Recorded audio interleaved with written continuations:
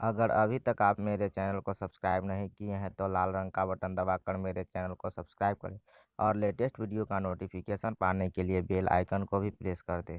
नमस्कार, आप सभी का स्वागत है हमारे YouTube चैनल ब्राइट मैथ्स में। आज हम कक्षा 9 के प्रथम अध्याय वास्तविक संख्या के प्रश्नावली 1B में दिए गए प्रश्न के हल करेंगे। तो चलिए शुरू करते हैं। सबसे पहला सवाल है हमारा कि निम्नलिखित में कौन सी संख्या अपरिमेय है, और इसमें 4 ऑप्शन दिया गया है और इसमें से हमें अपरिमेय संख्या को पहचानना है। तो चलिए चेक करते हैं इसमें से कौन सी संख्या अपरिमेय है।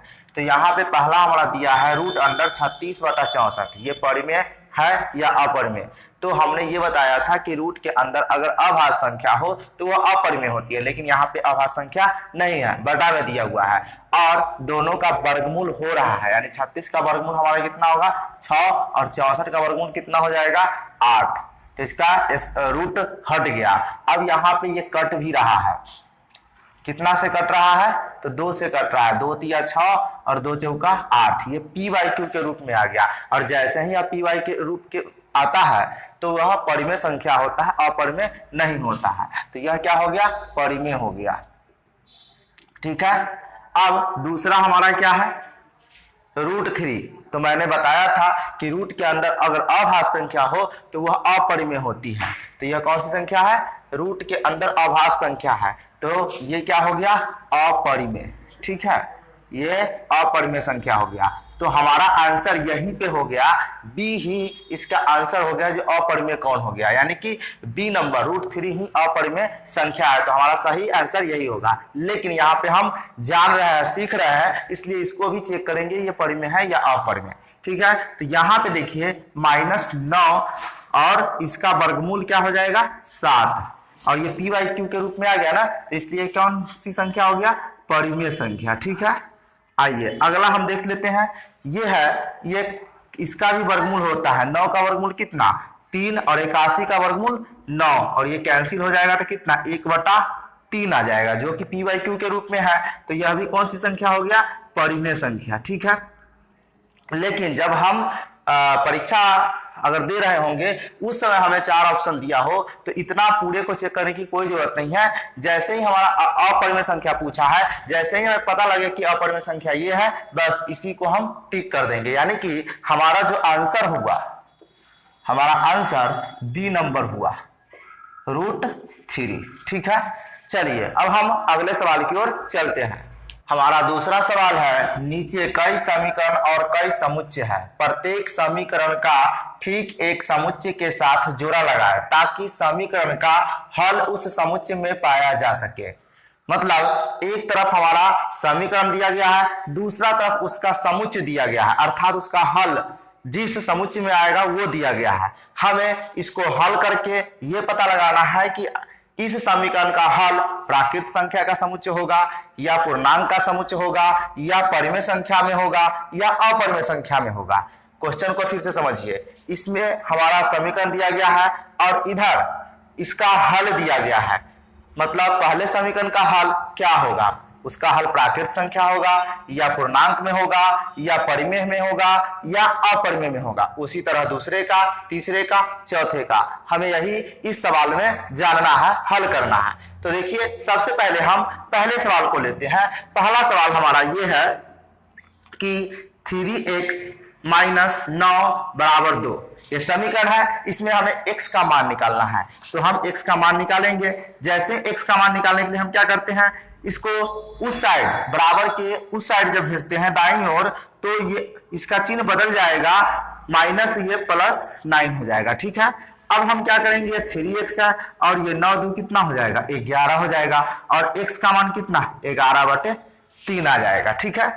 अब दूसरा सवाल हमारा ये है, x² - 1 = 1 ये दिया गया है।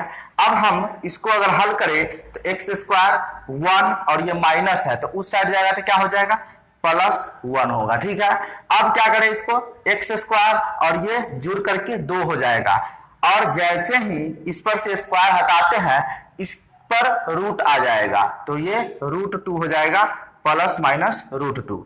यहां पर x का वैल्यू ये हो गया। अब सवाल नंबर 3 की अगर हम बात करें, तीसरा सवाल हमारा क्या दिया गया है, √2 into x equal to √a। ठीक है, अब यहाँ पे x का वैल्यू निकाले तो √8 बटा √2।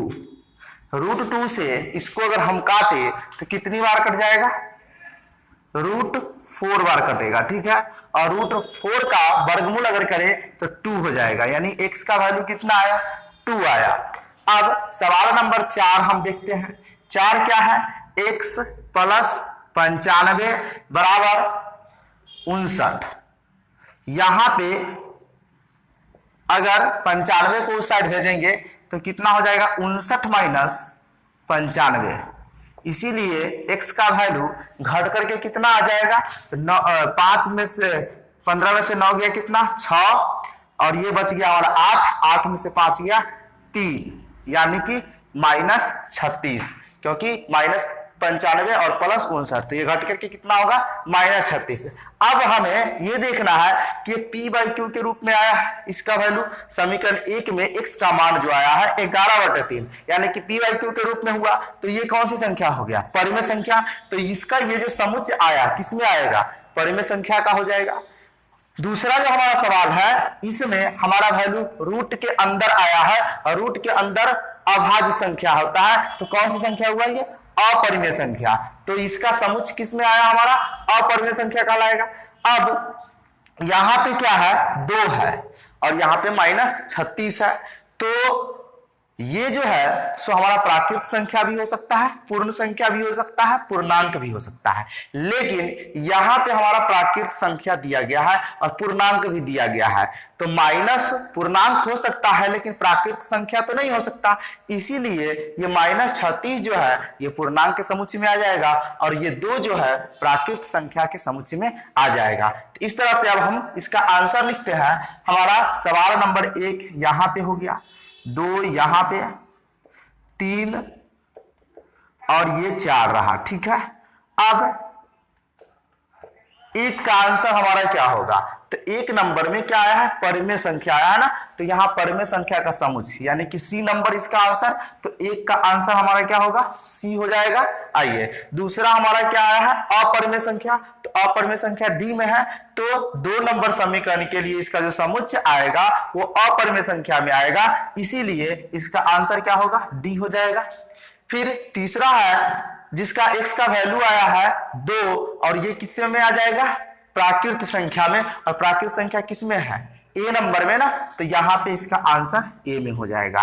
अब अंतिम है, तो आप समझ ही गए होंगे जो इसका आंसर क्या होगा, तो ये -36 है, जो कि क्या है, एक पूर्णांक होगा, तो इसका आंसर क्या हो जाएगा, B होगा। तो आपको पूरा क्लियर ये समझ में आ गया होगा। फिर भी अगर कोई क्वेश्चन हो तो आप कमेंट बॉक्स में पूछ सकते हैं। ठीक है, चलिए अब अगले सवाल की ओर चलते हैं। हमारा अगला सवाल है, निम्नलिखित प्रश्नों के उत्तर लिखें, यानी कि यहाँ पे कुछ प्रश्न दिया गया है और इसका उत्तर हमें लिखना है। A नंबर हमारा प्रश्न है, 2 अपरिमेय संख्याओं के बीच कितनी अपरिमेय संख्या होती है। तो इसमें कुछ हल करने वाला नहीं है, बस इसमें मैंने कुछ बात लिखाया हूं जो पिछले वीडियो में आपको मिल जाएगा, जो डिस्क्रिप्शन में उसका लिंक भी मिल जाएगा, आप वहां जाके देख सकते हैं। तो मैंने ये बताया था कि 2 अपरिमेय संख्याओं के बीच अनगिनत परिमेय संख्या भी होती है और अनगिनत अपरिमेय संख्या भी होती है। तो यहाँ 2 अपरिमेय संख्या के बीच कितनी अपरिमेय संख्या होती है ये पूछा है, तो इसका आंसर यानी कि A का आंसर हमारा हो जाएगा अनगिनत। कितने, अनगिनत परिमेय संख्या। ठीक है, B नंबर क्वेश्चन हमारा ये है कि 2 वास्तविक संख्याओं के बीच कितनी वास्तविक संख्या होती है। तो यह भी अनगिनत होगा, क्योंकि 2 वास्तविक संख्या के बीच अनगिनत वास्तविक संख्या होगी, चाहे वह परिमेय हो सकता है चाहे अपरिमेय हो सकता है, लेकिन उसके बीच की जो उसकी जो वास्तविक संख्या होगा वह अनगिनत होगा। तो इसका भी आंसर हमारा क्या होगा, अनगिनत। ठीक है, C नंबर हमारा सवाल है कि 2 वास्तविक संख्याओं के बीच कितनी अपरिमेय संख्या लिखी जा सकती है। तो 2 वास्तविक संख्या के बीच अनगिनत परिमेय संख्या भी लिखी जा सकती है, अनगिनत अपरिमेय संख्या भी लिखी जा सकती है। इसीलिए हमारा क्वेश्चन नंबर C का जो आंसर हो जाएगा वह अनगिनत हो जाएगा। ठीक है, अगला प्रश्न है कि परिमेय संख्याओं के समुच्चय और अपरिमेय संख्या के समुच्चय में कितनी संख्या उभयनिष्ठ होगी। उभयनिष्ठ कहने का मतलब कॉमन, यानी कि परिमेय संख्या और अपरिमेय संख्या। तो मान लीजिए कि हम एक अपरिमेय संख्या 4 लिए और परिमेय संख्या 4 और अपरिमेय संख्या 3, इसमें कुछ कॉमन होगा नहीं ना, कुछ उभयनिष्ठ होगा क्या, नहीं। तो यहाँ पे इसलिए इसका आंसर हो जाएगा एक भी उभयनिष्ठ नहीं होगा, एक भी नहीं। मतलब इसके बीच की बात अगर करें कि परिमेय संख्याओं के समुच्चय और अपरिमेय संख्याओं के समुच्चय में कितनी संख्या उभयनिष्ठ होगा, तो एक भी संख्या उभयनिष्ठ नहीं होगा। अब ई नंबर है, ई परिमेय संख्याओं के समुच्चय अपरिमेय संख्याओं के समुच्चय के सम्मिलन को कौन सा समुच्चय कहा जा सकता है। यानी कि परिमेय संख्या के समुच्चय और यहाँ पे और छूटा हुआ है, और अपरिमेय संख्याओं के समुच्चय के सम्मिलन को कौन सा समुच्चय कहा जाता है। तो परिमेय संख्या और अपरिमेय संख्या दोनों के सामूहिक रूप को ही हम क्या कहते हैं, वास्तविक संख्या कहते हैं। और अपरिमेय संख्या और परिमेय संख्या दोनों वास्तविक संख्या के अंतर्गत ही आता है, इसलिए यह जो समुच्चय कहलाएगा वह वास्तविक संख्या का समुच्चय कहलाएगा। इसलिए इसका आंसर हो जाएगा वास्तविक संख्या का समुच्चय। ठीक है, हमारा क्वेश्चन नंबर एफ जो है ये कह रहा है क्या प्रत्येक अपरिमेय संख्या के संगत संख्या रेखा पर एक बिंदु होता है।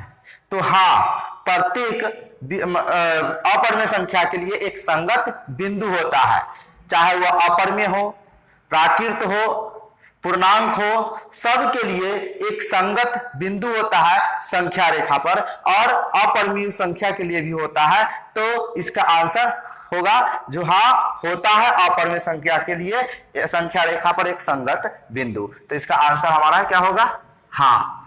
अब क्या करेंगे, अगले वीडियो में हम ये जानेंगे जो अपरिमेय संख्या को संख्या रेखा पर कैसे दर्शाया जाता है। तो यहाँ पे उस वीडियो में आपको वो पूरा क्लियर हो जाएगा। ठीक है, इस वीडियो में इतना ही, फिर मिलते हैं अगले वीडियो में। तब तक के लिए धन्यवाद। जय हिंद, जय भारत।